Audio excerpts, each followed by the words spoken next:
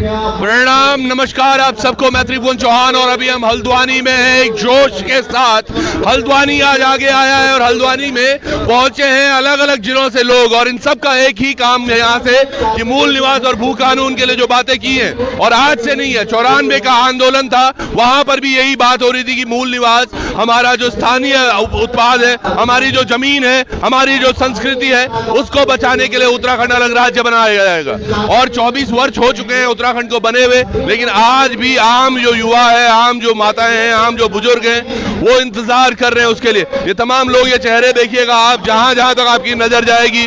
Buddha park में हम अभी, और बुद्धा पार्क हल्द्वानी की ये तस्वीरें। भाई साहब प्रणाम, कहाँ से आए आप? मैं अल्मोड़ा से आया हूँ। अल्मोड़ा से आए जी। अल्मोड़ा क्या लग रहा है अभी?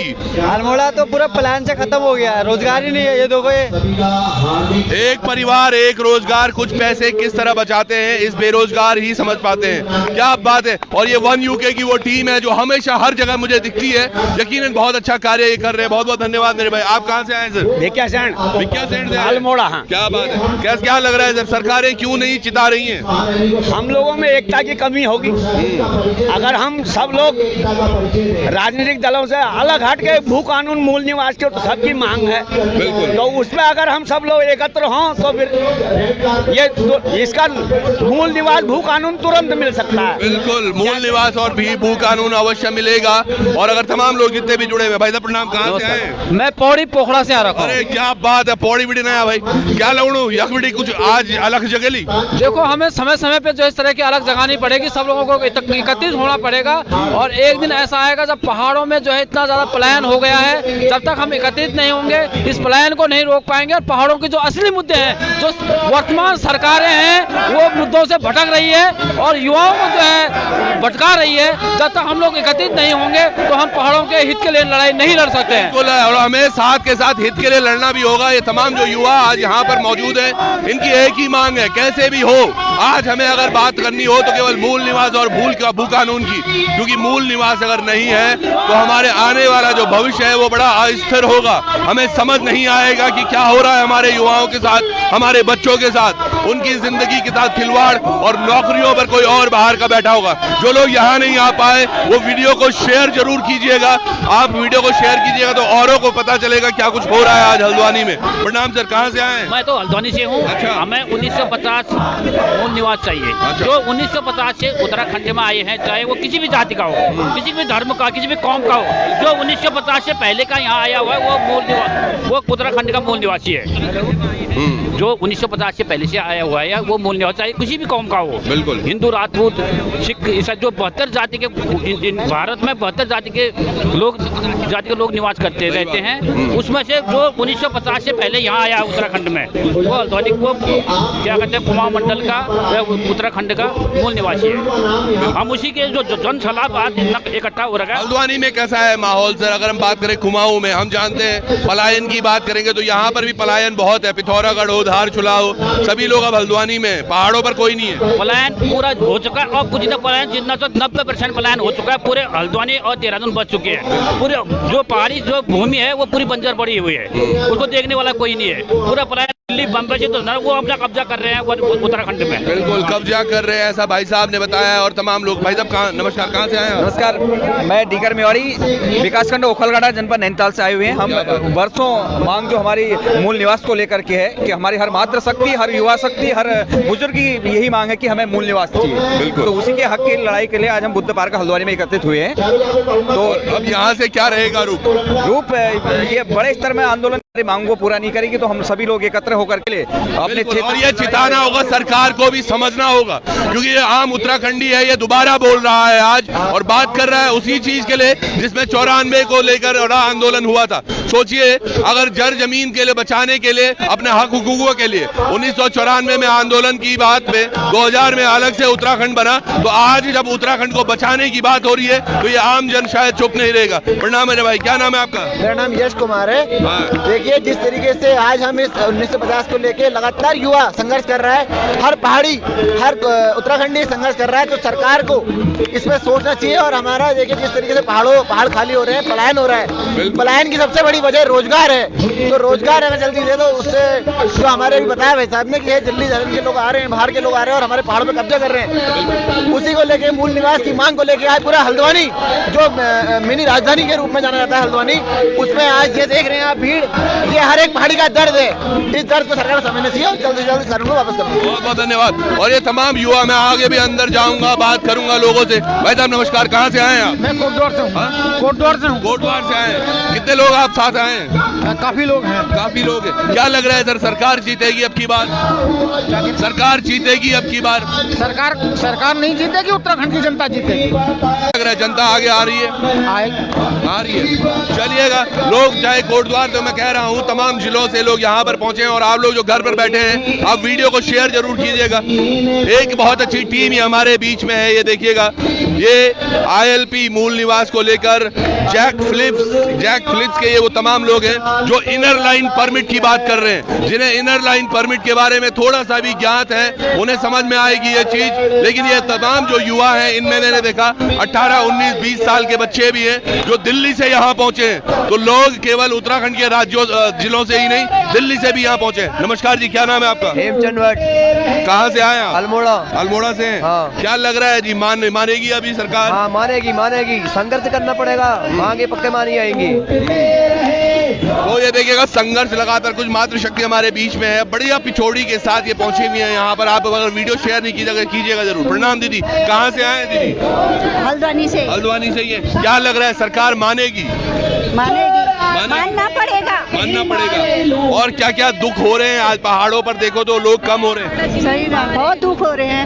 बेरोजगारी खत्म हो गई बच्चों की। बिल्कुल, बेरोजगारी। मैम क्या कहेंगे आप? आज कहाँ से आए आप? हल्द्वानी छड़ेल, श्रीमंगलम बिहार जी। क्या लग रहा है आपको, कहाँ जा रहा है आज उत्तराखंड हमारा उत्तराखंड सर, अगर जल्दी भू कानून नहीं लाया गया तो पतन की ओर जा रहा है। सुनने में शायद ही कुछ लोगों को बुरा लगे, बट सच्चाई यही है। बिल्कुल सही बात है। प्रणाम दीदी, आप कहाँ से हैं? मैं भी मेरा घर बागेश्वर है, तो अभी हम हल्द्वानी में रहते हैं, तो मैं हल्द्वानी से आई हूँ। ये देखिएगा, उत्तराखंड दे रहा आवाज, भू कानून और मूल निवास। और ये किसने बनाया? ये मेरी बेटी ने बनाया है। क्या बात है। कितने साल की है बिटिया? 8 साल की। 8 साल की है। चलिए, एक और छोटी गुड़िया भी है यहाँ पर। प्रणाम जी, आप कहाँ से आए हैं? मैं आवास विकास हल्द्वानी से हूँ। अच्छा। और हमारा हर पहाड़ी का मकसद है, क्योंकि हमारा पहाड़ हमारा स्वाभिमान है, हमारा आत्मसम्मान सब यहीं पे है। तो हम लोगों को भू कानून 1950 चाहिए, मूल निवास चाहिए। बिल्कुल, और मूल निवास। जय उत्तराखंड। जय भारत, जय उत्तराखंड। एक पोस्टर हमारी बुढ़िया का गिरा है, ये देखिएगा। ये आज की सबसे छोटी उम्र की हमारी प्रदर्शनकारी है जो यहाँ पर है। क्या नाम है बेटा आपका? मेरा नाम जानवी है। जानवी, क्या सुंदर नाम है आपका। जानवी किसका नाम था? और जानवी और सीता माता का। सीता माता को भी जानवी कहते हैं? जी, जानकी कहते हैं। जानकी भी कहते थे। क्या लग रहा है आज बेटा, आप क्यों आए हो यहाँ? भू कानून मांगने के लिए आए हैं, हम अपना मूल निवास मांगने के लिए आए हैं 1950। क्या बात है। ये क्या लिखा हुआ है इसमें? सोई सत्ता को जागना है, मूल निवास लागू करवाना है। क्या बात है। ये देखिएगा, ये हमारी छोटी सी गुड़िया कह रही है कि सत्ता को जो सोई भी है उसको जगाना है और मूल निवास लाना है। कहाँ की हो आप वैसे? मैं धौराट की हूँ और दिल्ली से आई हूँ। दिल्ली से आई है हमारी पुतली। देखिएगा, दिल्ली से आने के बाद और अपने मूल निवास के लिए किस तरह से ये आज संघर्षरत है। ये हमारे बच्चे हैं और जो लोग देख रहे हैं घरों पर, मैं आपको बता दूं, ये जो लड़ाई आज सब यहाँ पर आकर लड़ रहे हैं, ये इन बच्चों के लिए है। ये बच्चे यहाँ से आगे जब इनके पास मूल निवास होगा तो ये यहाँ की सरकारी नौकरियों में भी अपनी धमक बना पाएंगे। तमाम वो तस्वीरें साफ होती चली जाएंगी अगर मूल निवास का जो कानून है, जिसकी बात हो रही है, जिसके लिए मांग हो रही है, आज 24 साल हो चुके हैं उत्तराखंड को बने हुए। और उसके बाद हमारी गुड़िया, बहुत बहुत आशीर्वाद भी बच्ची के लिए। प्रणाम से नमस्कार। कहाँ से पहुंचे सर? मैं मूल रूप से द्वारहाट जिला अल्मोड़ा से हूँ और वर्तमान में वैशाली गाजियाबाद में रहता हूँ।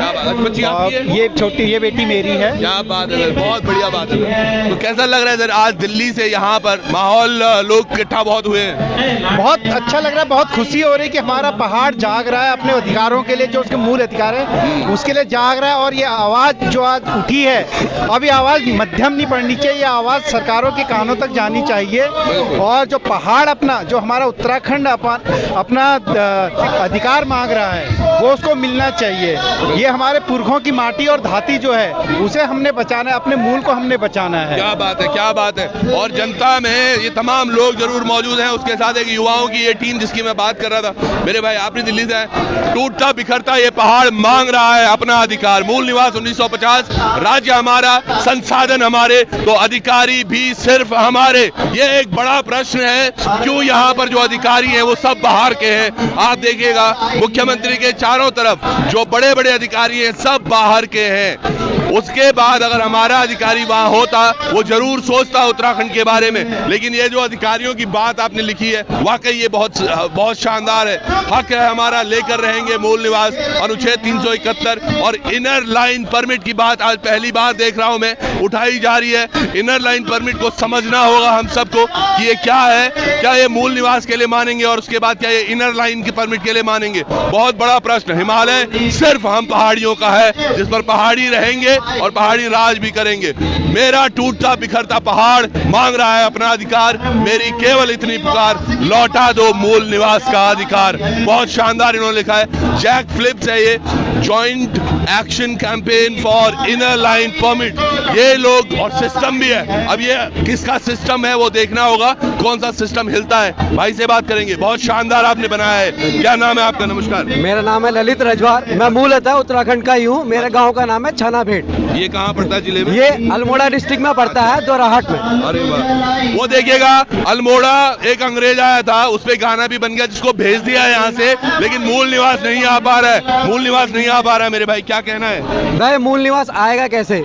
जब बाहरी चढ़ावा चढ़ाएंगे तो मूल निवास आ सकेगा। जब तक इस राज्य के नेताओं के अंदर, इस राज्य की जो इस राज्य को चाहते हैं उनके अंदर जब तक क्षेत्रवाद की भावना नहीं आएगी, जब हम बात करते हैं अपने देश की तो हमारे अंदर आती है राष्ट्रवाद। पर एक बात करना, मैं इस मंच से आज एक बात कहना चाहूंगा, जो राष्ट्रवाद होता है ना, राष्ट्रवाद की नींव होती है क्षेत्रवाद। सही बात। और ये जब भारत है, ये भारत विविधताओं का देश है। विविधता आती कैसी है? अलग अलग संस्कृति से। उस विविधता में एक हिस्सा हमारे पहाड़ का भी है। बिल्कुल है। तो इस राष्ट्रवाद को अगर जिंदा रखना है, इस राष्ट्रवाद को बचाए रखना है, तो इस क्षेत्रवाद को बचाए रखना पड़ेगा। बिल्कुल सही बात कही है इन्होंने। हमने देखा है कैसे अभी मातृशक्ति जो हमारी है, ये देखिएगा, ये चाहे पिछोड़ी हो या गुलबंद हो, इनका जो पहना हुआ है इन्होंने, हमारी वो बहनें जो पाखला है वो पर तमाम चीजें पहनती है माणा में, वो धारचूला की हमारी संस्कृति, वो माणा के हमारे लोग और तमाम लोगों से बना है उत्तराखंड। जैसे भाई ने बोला है विभिन्नता में एकता, वो मिसाल यहाँ भी दिखनी चाहिए। मेरे भाई क्या नाम है आपका और उम्र बताना? मुझे लग रहा है आपकी कम उम्र है अभी। सर मेरा नाम रोहित तिवारी है और मेरी उम्र है 24 साल अभी। क्या बात है रोहित? मैं अल्मोड़ा से आ रखा हूँ। अच्छा। तो सर जब भू कानून की, जब सब राज्य आंदोलन जब सन 2000 में लड़ाई लड़ी थी राज्य के लिए, तो उनकी मांग सिर्फ एक राज्य बनाना नहीं था, उनकी मांग ये भी थी क्षेत्र को बचाना, यहाँ की संस्कृति को बचाना। और सब संस्कृति तभी बचेगी जब राज्य के हमारे हक हमको मिलेंगे। बिल्कुल सर, यहाँ की उत्तराखंड की देवभूमि सिर्फ उत्तराखंड को बोला जाता है, किसी कारण से बोला जाता है। देवभूमि का अर्थ है यहाँ की संस्कृति, यहाँ की जो परंपराएं यहाँ सब राज्य से अलग होती है। तो इन परंपराओं को बचाने के लिए भू कानून मूल निवास आना बहुत जरूरी है, क्योंकि जब यहाँ की संस्कृति नहीं बचेगी तो देवभूमि कहाँ से रहेगी? बिल्कुल, जब संस्कृति नहीं बचेगी और जब एक 24 वर्ष का युवा ये सोच पा रहा है, तो मुझे लगता है आप लोग क्यों नहीं सोच पा रहे, और वो तमाम लोग जो अभी भी इसको शेयर नहीं कर रहे हैं या देख नहीं पा रहे। जी सर। एक बात मैं ये कहना चाहता हूँ, होने को सरकार हमारी है, सरकार में जो है पहाड़ी है सर, देखा जाए चाबी है ना, वो चाबी है दिल्ली में। अब माँ के दो बेटे मान लो, एक करता है गाँव में उसकी सेवा, एक करता है दिल्ली में नौकरी। अगर माँ की तबियत खराब होगी तो पैसा कौन कमाएगा? पैसा दिल्ली वाला कमाएगा, लेकिन जो कर्म कमाएगा वो कमाएगा गाँव में उसकी सेवा करने वाला। तो यही बात है, सरकार हमारी है, लोग हमारे, लेकिन चाबी है जो दिल्ली में है। सही बात है। तो एक क्षेत्रीय दलों का होना बहुत जरूरी सर उसके लिए। जब क्षेत्रीय दल होंगे तभी हमारी मांगों पूरा होने का शायद कुछ गुंजाइश रहेगी, वरना सर हम ऐसे हल्ला करते रहेंगे, सरकार के कान को कोई भी फर्क नहीं पड़ेगा, हम ऐसे हर की मान में रह जाते हैं। बिल्कुल, देखिएगा ये तमाम जो लोग हैं यहाँ पर। भाई साहब प्रणाम, कहाँ से आए हैं? मैं basically born and brought up in Delhi. अच्छा। बट माय नेटिव प्लेसेस, मेरा जो उत्तराखंड में देवप्रयाग से आगे रामपुर गांव है मेरा, Rampur. But I born and brought up in Delhi. Delhi में ही पैदा हुआ, दिल्ली में ही पढ़ा लिखा गया। और आपको एक बात बता दूं, मैं अन्ना हजारे साहब के साथ रहा। तो जो अन्ना हजारे साहब के साथ रहे हों तो उनको पता है कि गाँव का दर्द क्या है, पीड़ा क्या है। तो आज जो आप देख पा रहे हैं सर, आपने बोला मैं born and brought up Delhi में हुआ, जो उत्तराखंड की स्थिति है उससे आप किस तरह से मैच खाते हैं? कैसे लग रहा है आपको कि गाँव में तकलीफें बढ़ गई हैं अब? तकलीफें तो सर देखिए, जब उत्तर प्रदेश था तब भी, क्योंकि राजनीतिज्ञ जो हमने अपने दिए हैं उन्होंने ईमानदारी से अपना जो कार्य था ना वो नहीं किया और केवल अपने स्वार्थ सिद्धि के लिए नेताओं, मैं किसी को भी कहूँगा उसमें हम भी शामिल हैं, क्योंकि हम भी पार्ट ऑफ दैट करप्शन, क्योंकि हम भी दिख रहा था ना तभी तो मिलता है। तो जो हमारे प्रतिनिधि हैं उन्होंने हम लोगों को बिल्कुल सोचना होगा, प्रतिनिधियों को आगे बढ़ना होगा, करना पड़ेगा। बहुत बहुत धन्यवाद जी। भट्ट जी यहाँ पे आए, एक सबसे बड़ी बात हमारी धपली है भाई बाबा गम। तो ये है हमारी संस्कृति जिसको बचाने के लिए बात की गई, और अभी नहीं 1994 से वो बातें लगातार होती रही। और ये जी भाई प्रणाम जी, नमस्कार। क्या बात था बाबे, वाह वाह वाह, क्या लगनू जागेली सरकार। ये जो सोई हुई सरकारें हैं पहाड़ों में लगातार पहाड़ों की उपेक्षा की है, उन सरकारों को जगाने के लिए जो है, जो हमारी परंपरा है, जो हमारी संस्कृति है, और इसी संस्कृति से जो है हमने कैसे कैसे देवी देवताओं को नचाया है, कैसे कैसे भूत पिशाचों को भगाया है। तो ये जो भूत पिशाच जो है नाम के लोग जो पहाड़ों की उपेक्षा कर रहे हैं उनको आज भगाना है, और देवी देवताओं को भूत पिशाच निकट नहीं आवे, महावीर जब नाम सुनावे। ये देखिएगा हमारे भाई, हम दोनों के बाल में थोड़ा सा अंतर है, मेरे बाल अभी आज टोपी पहनी है मैंने, इन्होंने भी टोपी पहनी है। और ये हमारे भाई जी जो है, मैं जो बात कर रहा था इनर लाइन परमिट की, जो आपको समझना होगा, और मुझे लगता है इनसे बेहतर हमें कोई समझा नहीं सकता। जितने लोग देख रहे हैं वीडियो को आप शेयर जरूर कीजिएगा, समझिएगा 1950 मूल निवास लगने भर से कुछ नहीं होगा जब तक इनर लाइन परमिट नहीं होता। क्या है इनर लाइन परमिट? भाई साहब प्रणाम, पहले आप अपना सूक्ष्म नाम बता दीजिए। पहला उत्तराखंड, मेरा नाम दीपक जोशी है, मैं पिथौरागढ़ से यहाँ आया हूँ मैं। और यहाँ पर जो ये मुहिम चल रही है, जो संघर्ष चल रहा है, ये एक हमारा सपना था। हमारे संगठन पिछले 6-7 सालों से हम इस पे काम कर रहे थे। आज ये देख के अच्छा लग रहा है कि आज पूरा उत्तराखंडी समाज, पूरा पहाड़ी समाज एकजुट होकर के अपने हकों की आवाज उठा रहा है। बिल्कुल। तो क्या लग रहा है सर, ये इनर लाइन परमिट अगर हमें छोटे में समझाना हो आम आदमी को, क्यों इनर लाइन परमिट? क्योंकि अब तक लोग मूल निवास और भू कानून की बात कर रहे थे, अब इनर लाइन परमिट एक नया वर्ड जुड़ा है उनको, काफी लोगों को पता नहीं है इसके बारे में, जो जरूरी है। लेकिन देखिए, ये जो संघर्ष करते हैं ना हम लोग, जो ये मुद्दे मुहिम लेके चल रहे हैं, जो संघर्ष हम कर रहे हैं, कर किस लिए रहे हैं? ये अपने भविष्य के लिए कर रहे हैं, अपने भविष्य यानी अपने बच्चों के लिए। तो मैं आपको नहीं आपको नहीं बुला रहे, अच्छा बुला रहे, चलिए इनको अभी बुला रहे हैं। यहाँ पर एक भाई साहब हमारे साथ हैं, सुबह सुबह टीका लगा के पूजा करके आज आपने सोचा है कि मैं यार अपनी तरफ से उस हवन कुंड में मैं भी अपनी एक छोटी सी आहुति दूं कि 1950 मूल निवास भू कानून की बात होनी चाहिए। प्रणाम सर, क्या नाम? सौरभ भट्ट, मैं हल्द्वानी से ही बिलोंग करता हूं, और टीका तो हमारा ये पहाड़ियों की पहचान है। चाहे आप किसी भी रूप में लगाइए, टीका हम पहाड़ियों की पहचान है।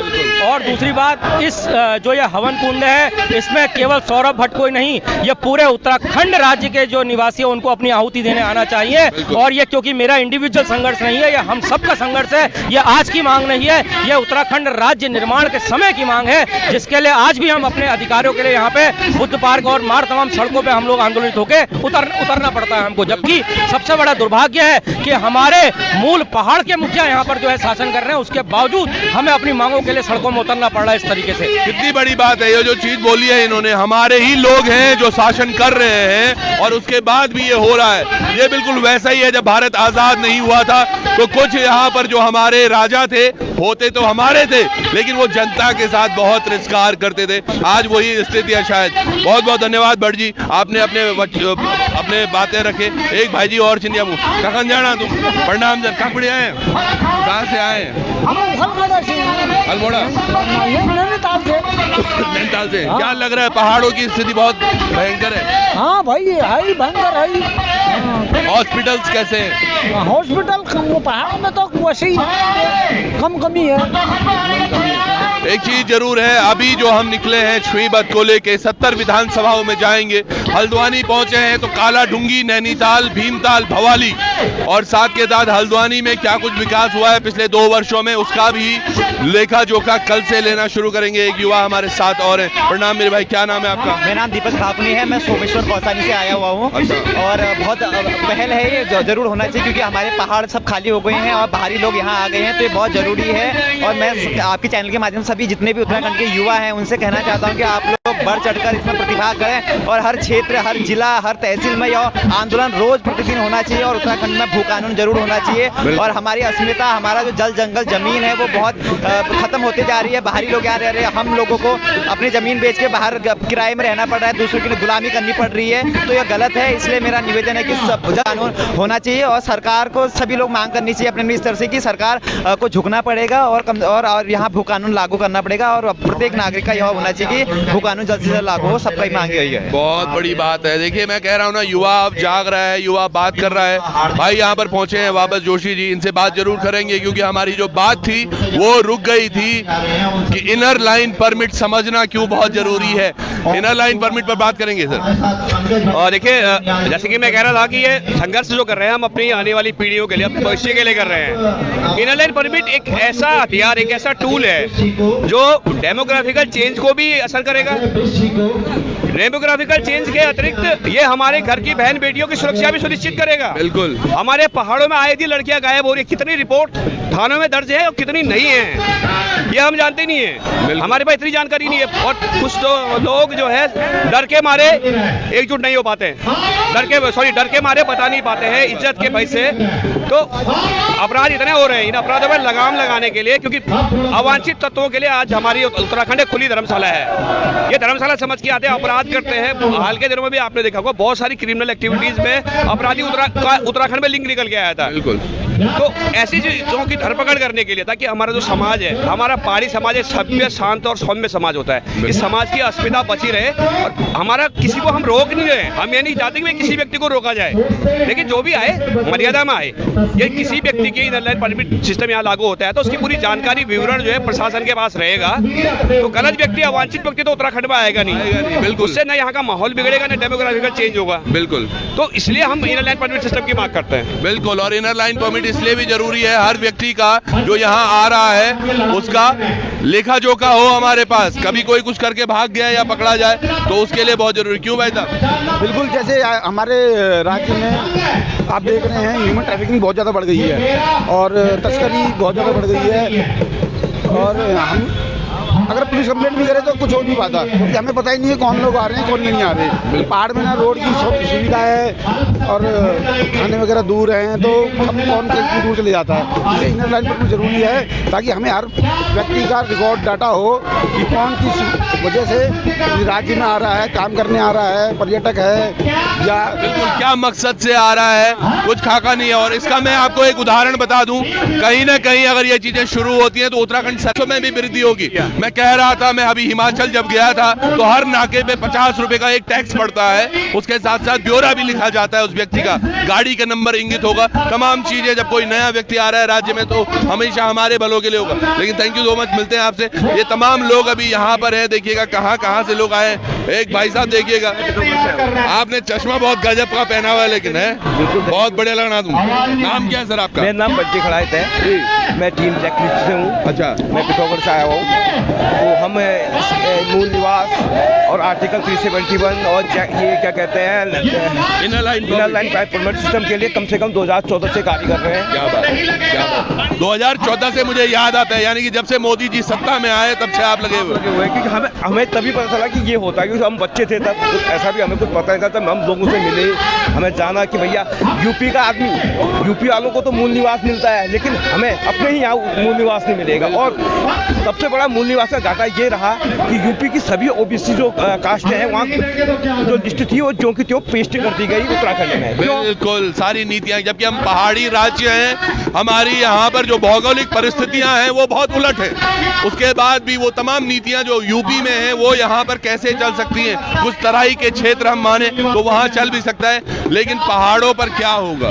तराई भी ऐसे कुमाऊं और गढ़वाल का अभिन्न हिस्सा है। हम ये नहीं कह रहे विपक्ष में नहीं है, जो भी 1950 से पहले यहाँ आ चुका था, वो हमारा भाई है, चाहे वो कोई भी हो, पूर्विया हो या बाहर से आए हो या सरदार हो, जो 50 से पहले जो भी आए हैं वो सब हमारे भाई हैं और हम सबको मूल निवास मिलना चाहिए, उन्हें भी और हमें भी। बिल्कुल मूल निवास मिलना चाहिए। भाई साहब प्रणाम, क्या नाम है सर आपका? मोहनचंद खानपाल। खानपाल जी कहाँ से आए हैं? मैं यही गांधी आश्रम पर रहता हूँ। अच्छा, क्या लग रहा है सर, सरकार जागेगी, इतनी आवाजें पहुंचेंगी कानों तक? देखो, जब तक बच्चा रोता नहीं है, माँ भी दूध नहीं पिलाती है। क्या बात है, बिल्कुल है नहीं है? तो आज हमको अपने अधिकार की लड़ाई लड़नी है, लड़नी ही पड़ेगी। जब लड़ेंगे तब सरकार भी सुनेगी, सरकार भी झुकेगी, बातचीत करेगी, जो मध्य मार्गी रास्ता होगा या जो उचित होगा वो करेगी, जो उसको उचित लगेगा। अगर हम लड़ेंगे ही नहीं, हम मांगेंगे ही नहीं, तो भाई ठीक है हो रहा है, वो भी सोचेगी यार ठीक है, जनता खुश है, तो जनता खुश है तो काम क्यों करना है। बिल्कुल सही बात है, बिल्कुल सही है। बहुत बहुत धन्यवाद आपका खानपाल जी। ये देखिएगा, चाहे राज्य हमारा, अधिकार केवल हमारे, मूल निवास 1950, अनुच्छेद 371, इनर लाइन परमिट, और हमारे चाचा जी भी। प्रणाम जी। आप लोगों की ड्यूटी लगी है कि इनको रोक के रखें? हाँ, ड्यूटी लगी है। ऐसे ही है, क्या करे भैया, मजबूरी है, इनकी भी उनकी भी, तमाम लोग काम कर रहे हैं। भाई साहब प्रणाम, क्या नाम है आपका? मेरा नाम दीपक ध्यानी है, हैदराबाद से आया हूँ। अरे वाह। और स्पेशली इसी के लिए आए हैं कि सरकार से मांग करी जाए, और मांग करेंगे तभी कुछ मिलेगा, 100% नहीं 50%, लेकिन लेके रहेंगे। और तमाम वो युवा, ये देखिएगा अभी भी ढपली पे धाप चली रही है। भाई साहब प्रणाम, नमस्कार। नमस्कार आपका? प्रमोद कला। प्रमोद जी, क्या लग रहा है आपको, कब बात होगी हमारी मूल निवास भू कानून की, कभी हो पाएगा? देखो, ये सरकार तो अंधी है और ये बहरी भी है, ये नहीं सुन रही है। इनके पास, इनके ऊपर किसी कोई और नशा छाया हुआ है, जबकि हम 90% भूभाग के रहने वाले पहाड़ी समुदाय, आज उन्होंने हमें बिल्कुल शोषित कर दिया है। हम त्रिपुरा की राह पे चल पड़े हैं। त्रिपुरा 100 साल पहले 80% मूल निवासी होता था, आज की स्थिति है 20% मूल निवासी, 80% बाहर का। उससे हुआ क्या, उनकी संस्कृति खत्म हो गई। आज बाहर का आदमी उन पर राज कर रहा है। ये हमारे साथ होने जा रहा है। लोग अभी भी नहीं जागते हैं, इसके बाद भी नहीं जागते, तो हमारी संस्कृति तो खत्म हो ही रही है, हमारा अस्तित्व भी खत्म हो रहा है। एक चीज है, यहाँ पर 24 वर्षों में हम देख रहे हैं, भाजपा ने भी, कांग्रेस ने भी, तमाम दलों ने अपना परचम लहराया है, लेकिन ये आम आदमी के लिए क्यों नहीं सोच पाए? देखो, आम आदमी का उन्होंने कभी भी नहीं सोचा, उन्होंने अपने दल के लिए सोचा है। आज मैं भी पहले भाजपा में था, अब ये लगता है कि उन्होंने अपने लिए सोचा है। वो चाहते हैं कि हम शासन करें, लेकिन शासन किसके लिए करें ये नहीं है। वो शासन भी करते हैं, अपने लिए ही शासन कर रहे हैं। बिल्कुल, अपने लिए। बहुत बहुत धन्यवाद। मेरे भाई यहाँ पर एक है, प्रणाम सर, क्या नाम है सर आपका? नमन। क्या लग रहा है जी, जागेगी सरकार, सुनेगी सरकार? देखिए, काफी मुश्किल मुझे लग रहा है कि सरकार जागेगी, क्योंकि सरकार को जागना होता तो 23 सालों का इंतजार नहीं करना पड़ता। लेकिन जिस तरह से आज उत्तराखंड के लोग, मूल निवासी सड़कों पर उतर रहे हैं, मुझे पूरा विश्वास है कि आने वाले समय में सरकार को अगर जागी नहीं तो जागने के लिए मजबूर किया जाएगा। बिल्कुल मजबूर करना होगा, और हमारा युवा तमाम आज इकट्ठा हो रखा है, वही बातें कर रहा है। जहां भी देखें आप, उत्तराखंड मांगे भू कानून, सशक्त भू कानून की बात हो रही है। प्रणाम सर, नमस्कार, क्या नाम है? मैं गगन त्रिपाठी जी, क्या लग रहा है आपको, मूल निवास भू कानून की बातें क्यों अनसुनी हो रही है? ये तो कर रहे हैं हम, देखो आगे क्या होता है, क्या करती है सरकारें। कब तक लड़ेंगे? जब तक जान है। जब तक जान है। कौन है? पूर्व विधायक जी हैं आप। प्रणाम सर, नमस्कार। कहाँ से हैं सर, कौन से पार्टी से हैं आप? पहले यूकेडी से हैं आप, क्या बात है। तो त्रिपाठी जी, कहाँ रह गई बातें मूल निवास की, भू कानून की?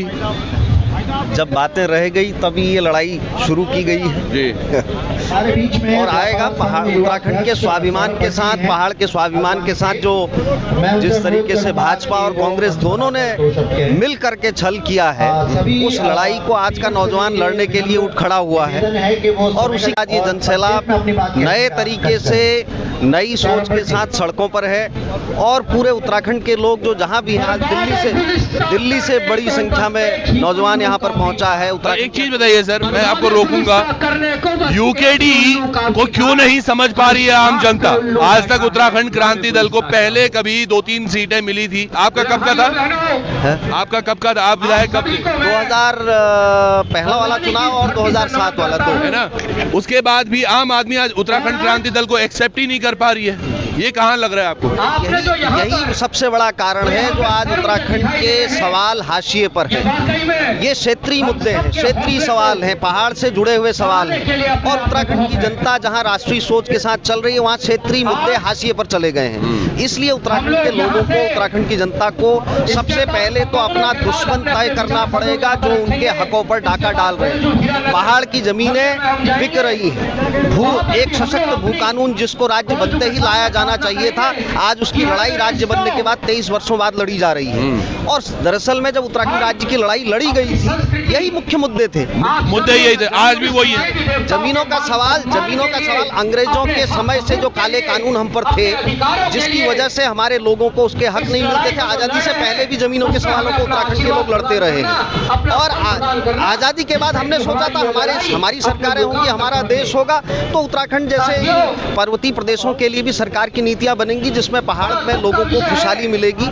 लेकिन दुर्भाग्य से आजादी के बाद फिर वो सवाल, फिर हमारी राष्ट्रीय जो केंद्र की नीतियां थी उसने उत्तराखंड जैसे राज्यों को हाशिए पर खड़ा किया और उसके बाद इस राज्य की लड़ाई को लड़ा गया।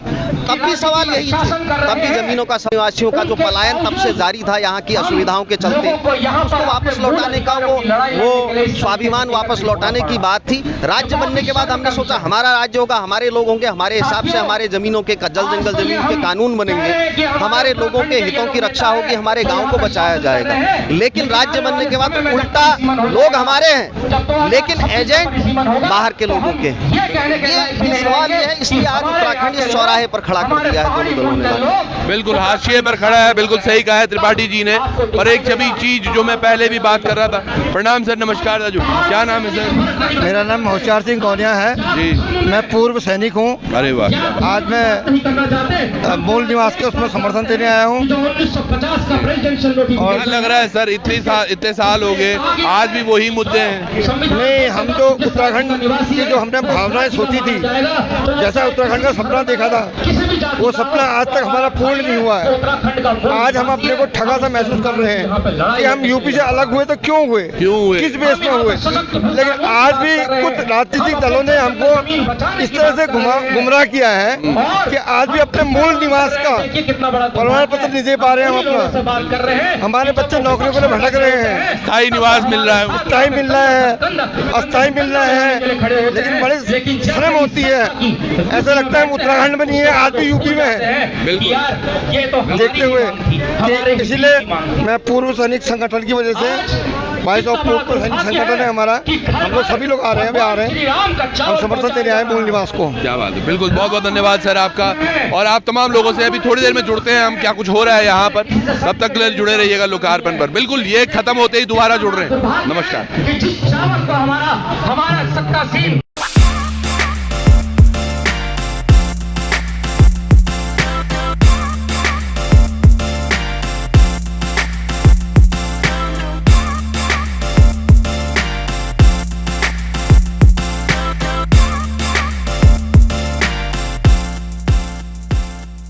अगर करियर में सक्सेस आपका मिशन है तो उसके लिए हमारे पास एक क्लियर विजन है। CIMS combined PG institute of medical science and research, 22 सालों के एक्सपीरियंस के साथ master in physiotherapy, master of public health, master of hospital administration, MSc in medical lab technology, MSc microbiology and MSc biochemistry courses available. CIMS Dehradun affiliated to HNB Uttarakhand Medical University and Shri Dev Suman Uttarakhand University. For admissions call 90124 9006।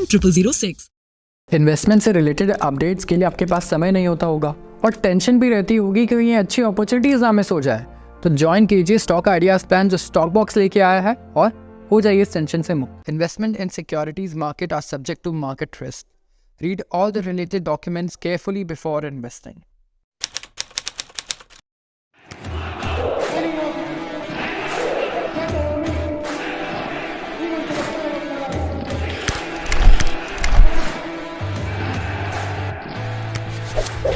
We don't have any other branch. हमारी कोई अन्य शाखा नहीं है, नकालों से सावधान।